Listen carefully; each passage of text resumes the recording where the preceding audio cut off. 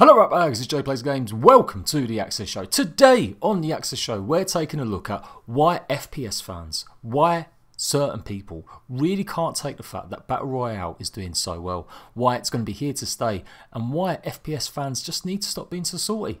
Now it's a big statement, and obviously I'm clickbaiting there, or hate baiting as I should say, but in a way it's kind of true.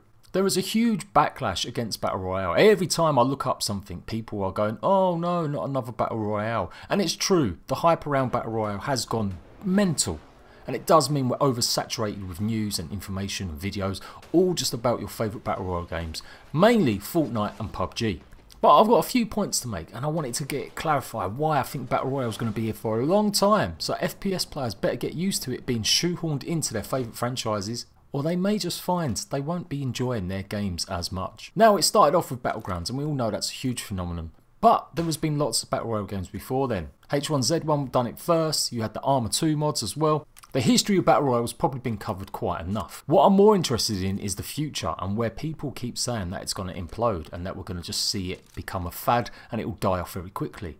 I'm not so sure. Go back, way back when, to when Doom was out. Go back way when to the Wolfenstein first games were out. You think of all the first person isometric 2D, 3D sort of games that were starting to come into the fore. They were great, they were amazing. But then came along things like Medal of Honor. Then eventually come Call of Duty. These games changed what we thought of in first-person shooter games. These games were story-centric, they were realistic most of the time, and eventually they would incorporate online play. Now at the time, no one said that FPS shooter games were only going to be around for a little while. They just took off and took off and took off until they conquered the world, with every year the Call of Duty being the tentpole event. Every single games outlet out there puts effort and money into covering COD, with sales ranging from anywhere between 10 to 30 million sales on every single COD game.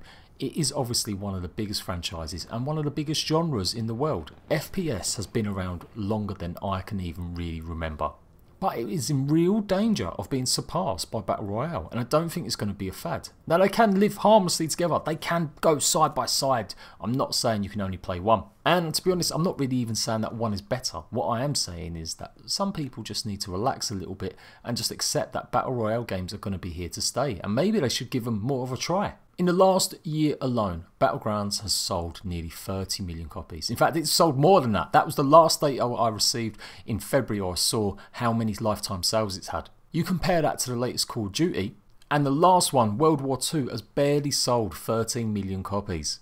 Now PUBG has been out slightly longer, I'll give it that, but even if you go back over some of the other Call of Duty games, some of them have got nowhere near close to selling what PUBG has sold. And that is only the sales from PC. That's not taking into account the huge popularity of PUBG on Xbox One in the last 6 months. You could easily chuck on maybe another 10 million sales lifetime for both systems. Now that doesn't mean that FPS games are losing, or it doesn't mean that FPS games aren't being played in general, but it does mean there's a huge shift towards Battle Royale. Hence why Call of Duty is putting their Black Overwatch, or whatever it's called, inside their game. Now we still don't know exactly how it's going to work, if there's going to be 100 players. Most people are thinking it's not going to be that big. Some people are saying it's only going to be up to maybe 20, 24 players. However, the map that they're implementing for this is going to be huge. It's meant to incorporate loads of bits and bobs from the last good glory years of Call of Duty. So you might even see a little bit of Nuketown on one part of the map. You might see a little bit of Rust in another. There's all sorts of things they're going to be doing. And they need to do this. They're probably a bit too late with it. Now they have experimented. In China, there's been Call of Duty Online for a long time now, where it's just online, it's free to play.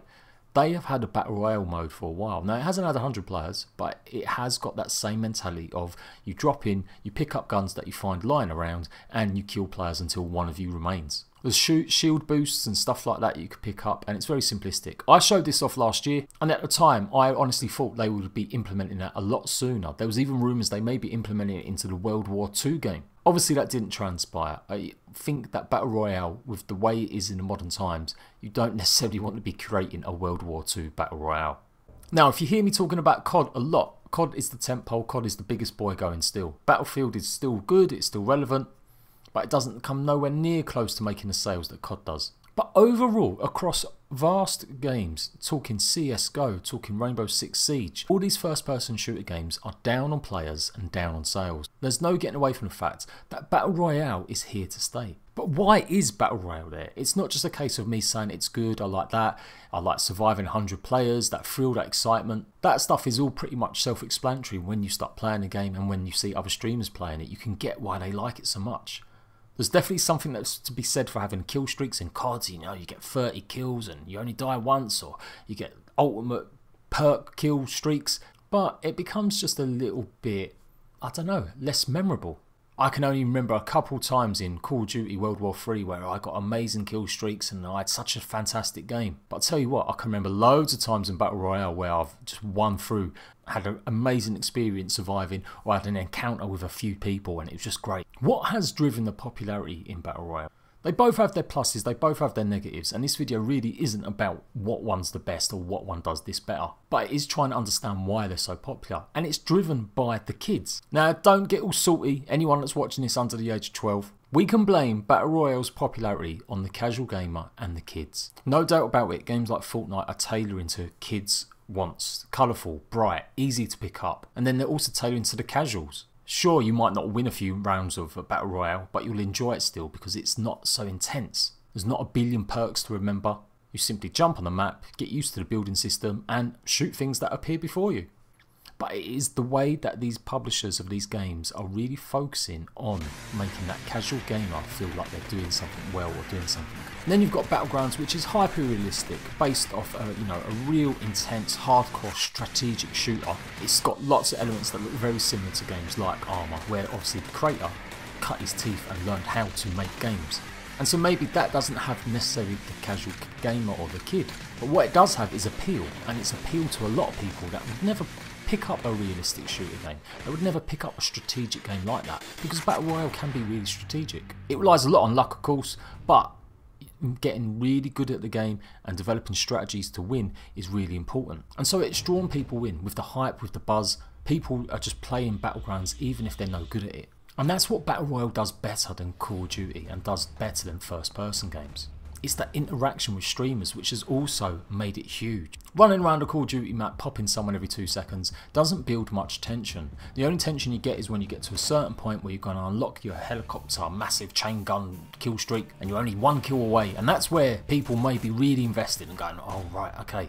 Or if someone's doing something unique, going around just stabbing people with knives or using only pistols. You get the idea. There's lots of things, lots of reasons people watch Call of Duty streamers, watch people that play first person games. But a lot of the time when people watch these, they're actually playing games themselves, they're doing other things in the background. And so what piques their interest is when something goes down, where it's built up to that situation, and there is no better genre than Battle Royale. In fact, Battle Royale was pretty boring for about 90% of the time. You'll come across loads of people if you jump into a hot zone, but most of the professionals jump far away, get their stuff, get their loot, and edge forward and win. That's how you win. But it's their moments, after that 20 minutes of running across the map, seeing them pick up bits and bobs, seeing them scared of a leaf blowing in the wind, that we start to really invest in, that we pay attention, we stop playing with our phone, we pause our game that we're playing on the other screen. You tell your girlfriend or your boyfriend to stop kissing you. And we focus in on that last moments, because it's all of a sudden down to 8 people left. Circle shrinking in. There is no greater feeling when you're watching something and you're waiting for it to happen. What will happen next? And that's what Battle Royale does better than any Call of Duty game or any first person game can ever do. The only thing equivalent could be something like Rainbow Six.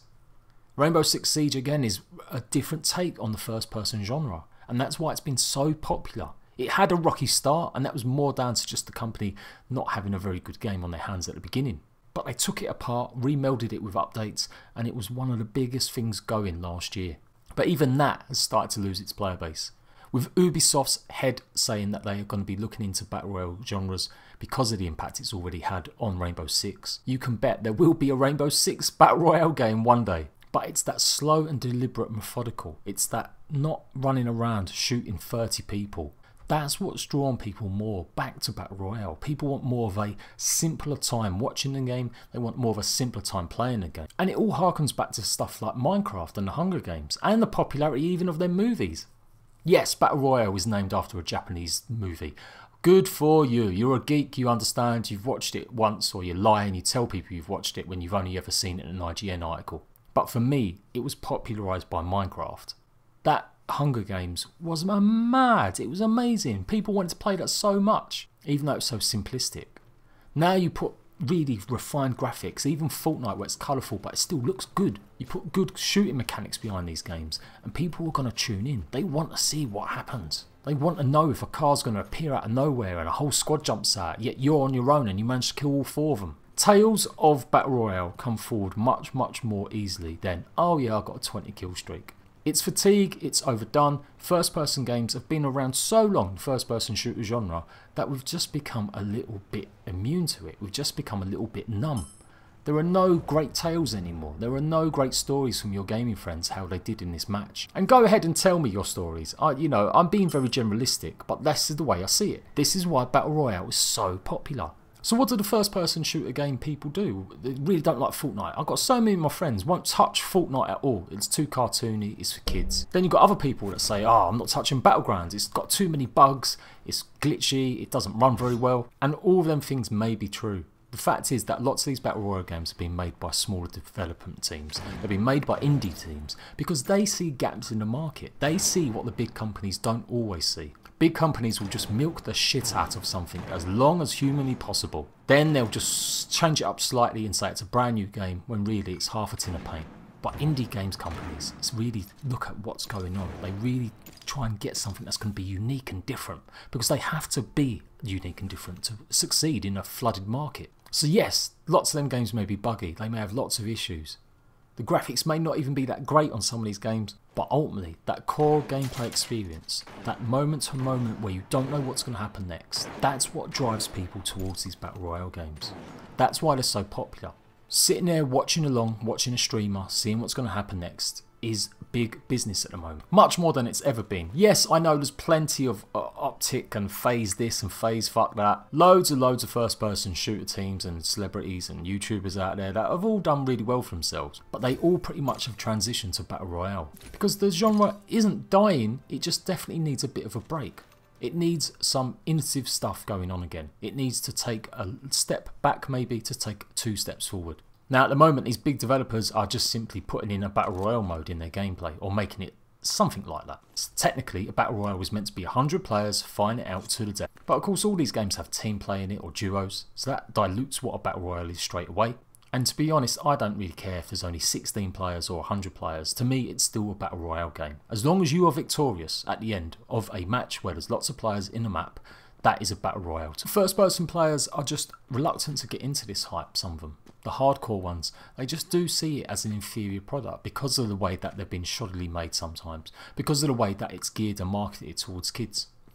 The thing is, the kids are driving it forward much more than I think we'd ever see. You can see from the way Fortnite is just making millions and gazillions with its V-Bucks. It's a bit naughty when you think about what a Battle Royale genre is like Fortnite. If someone really took a close look, and I'm surprised it hasn't been vetted more for its age appropriateness, Fortnite is a bloodthirsty game where you go around and you decimate and you eliminate players using a variety of real world weapons. But as long as you put loads of colourful pixels on it, hey, the kids can play it. And that is honestly why. Obviously the free to play aspect is another aspect which I've not even covered yet. But yes, even without free to play, Pubg, as I've demonstrated there, 30 million sales as of February. So it's not just about being free to play, but that is an important focus. It does mean it gets saturated even more. More people are going to play the free to play games, they're going to give it a try because why not? Got nothing to lose, not going to cost you any money, only your time. And it's a good indication of where we may see first person shooter games go in the future. Now we've had a few. Warface, what was the other ones? Can't think of any at the moment. That's probably the biggest one I can remember being free to play. For a while that game was going to be big, it seemed like it was going to do good. There are a host of other free-to-play first-person shooter games on PC as well, but I'm talking about ones that maybe made it. I remember it was on Xbox for a little while, and the idea that you have a first-person shooter game that's free, I don't think many developers or publishers have only really thought about that until now. You can bet if someone wants to come up with some competition for a Battle Royale game, and it's from the first-person genre, to make way in this saturated market, to make way in a market that isn't just first-person shooter fans playing Battlefield and Call of Duty, they are really going to have to think about ways to entice people to play their game, and it is free-to-play premiums. We've seen how much people will just sink money into cosmetic items. We've seen how much people will just sink into ways to unlock items quicker. And that's another topic altogether. I'm not going to go through that too much, but it all ties in. Free-to-play, the popularity in the casual gamer watching streamers, and the ease and access that kids have access to these games because they can do, because they're not age appropriate, or they are age appropriate in their defence. In the next 6 months, there's at least 10 Battle Royale games I know I'm going to probably be covering in some way, shape or form. Now, you don't see much Battle Royale gameplay on my actual channel, but I do play a hell of a lot when my downtime is. The reason I don't put it on my channel because it is oversaturated. I'll do occasional live stream of Fortnite, and I'll maybe rarely play like PUBG now and then. But I don't really want to put stuff that's saturated on my channel, because unless you're going to devote your whole channel to that one game or that one genre, you can't really succeed that much. And I still like playing a hell of a lot of other games. And so do you. So this is no way, shape or form some video saying you can only play Battle Royale. You can only play first person. And I'm not saying Battle Royale is better. But what first person shooter games need to do is come up with something, a draw or hook, reevaluate what made first person shooter games good.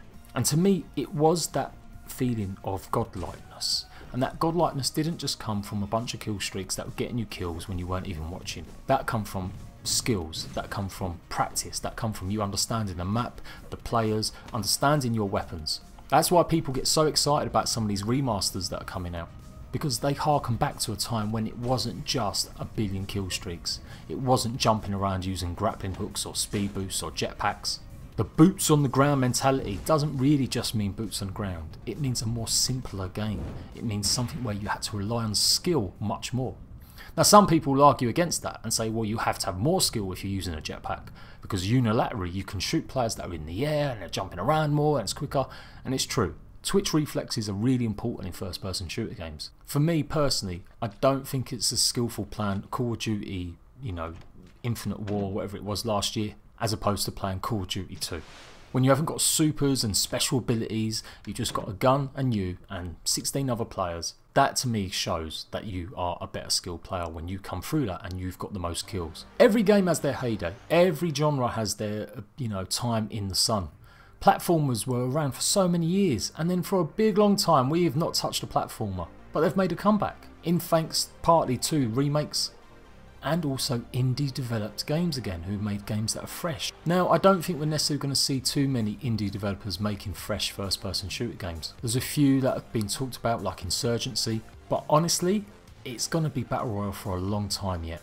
The kids are still going to drive that market of wanting to play more Battle Royale games. Their mum and pops have let them play Fortnite, and now they're just like, okay, yeah, you can play that game, I don't mind.